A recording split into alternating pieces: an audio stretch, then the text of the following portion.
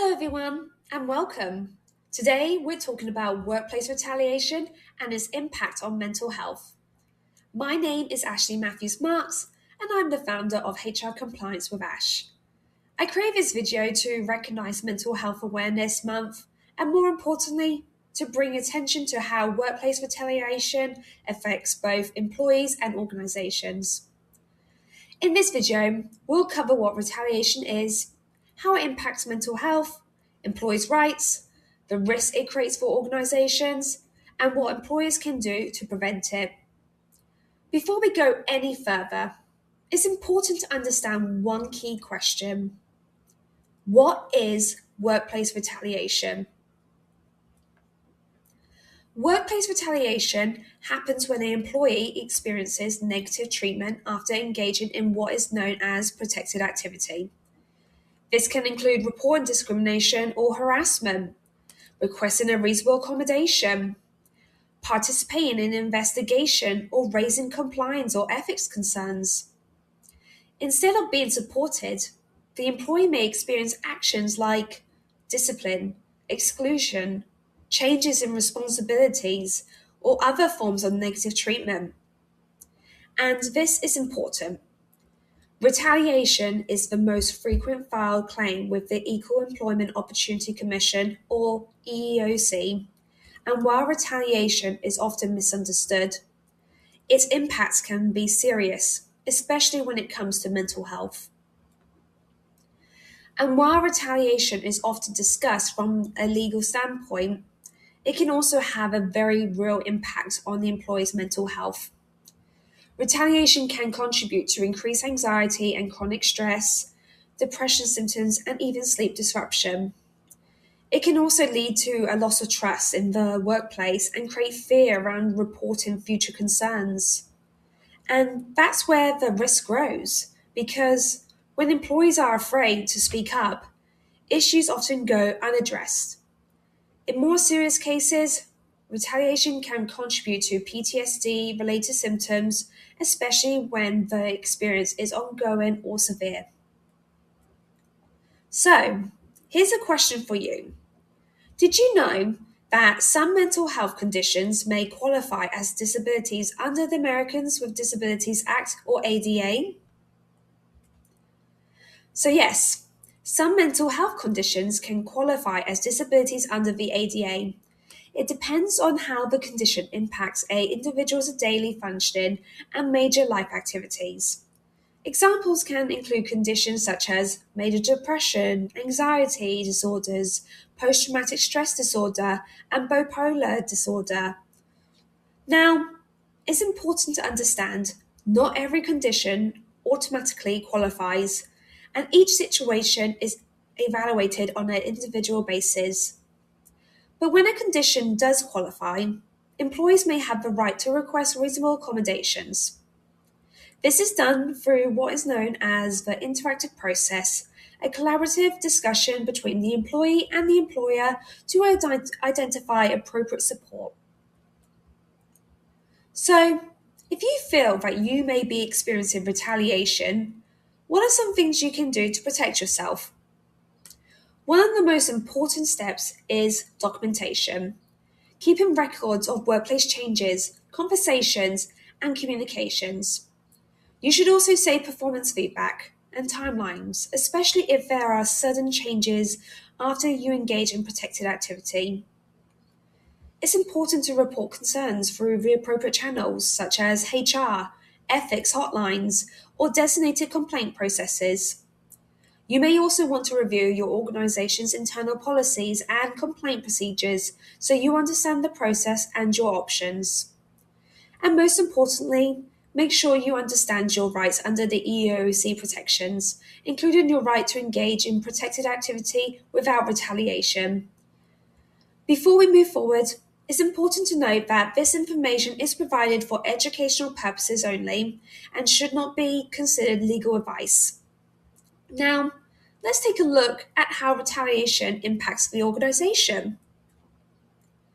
So, what happens to organizations when retaliation occurs, and what impact does it have? Retaliation can lead to serious risks for organizations, including increased risk legal exposure, and potential lawsuits. It can also drive higher turnover and employee burnout and contribute to reduced engagement across the workplace. When employees begin to lose trust, it often results in lower reporting of misconduct, which means issues may go unaddressed and escalate over time. Retaliation can also damage a organization's reputation and credibility, impacting employees' morale, public trust, and even recruitment efforts. And ultimately, when employees don't feel safe speaking up, organizations lose visibility into problems, making it harder to address risk early and effectively. So, what are some ways employees can reduce retaliation in the workplace? One of the most important steps is training managers on what protected activity is and how to respond appropriately. Employers should also focus on documenting decisions consistently to ensure actions are based on legitimate, non retaliatory reasons. It's important to monitor workplace changes after complaints are made to identify any patterns or unintended consequences. Organizations should also work to support psychological safety so employees feel comfortable speaking up without fear. And finally, employers should respond promptly and appropriately to concerns to prevent issues from escalating. At the end of the day, prevention is always stronger than reaction. So, why does this matter during Mental Health Awareness Month? As we just discussed, retaliation can have a negative impact on employees' mental health. And for employees who have mental health conditions, some may be entitled to reasonable accommodations under the ADA depending on their individual circumstances. This is why mental health and compliance are connected. Retaliation prevention helps protect employees' well-being, reporting integrity, workplace culture, and organizational accountability. When employees feel safe speaking up, organizations are more likely to identify concerns early and respond appropriately. But when employees fear retaliation problems can go unreported, trust can break down and workplace harm can continue. Employers who address retaliation early don't just reduce legal risks, they help build stronger, safer, and more accountable workplaces. For anyone interested in learning more about retaliation protections and mental health workplace rights, here are some helpful resources you can explore. These include EEOC retaliation guidance, EEOC mental health conditions and the ADA reasonable accommodations overview. You can also visit the Job Accommodation Network or JAN, which provides guidance on mental health accommodations in the workplace. Additional resources include WorkShield's retaliation prevention strategies and AMG Law's employee retaliation response guidance. These are trusted sources that were also used to help inform the content presented in this video. And that's a wrap. Thank you everyone for watching my video on workplace retaliation and its impact on mental health. I hope you found this information both helpful and educational. If you're interested in learning more about HR compliance with ASH or exploring additional content on workplace compliance, you can connect with me through the resources listed here. For accessibility, I will briefly share them. My website is hrcompliancewithash.com. You can find me on LinkedIn under HR Compliance with Ash, on YouTube at HR Compliance with Ash, and on Instagram at HR Compliance with Ash. You'll also find courses available on Udemy covering topics such as ADA compliance, neurodiversity in the workplace, and global recruitment, along with newsletters and ongoing educational content.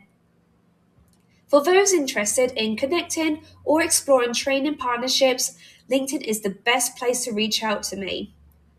Thank you again for watching, and remember, creating compliant workplaces starts with awareness, action, and accountability.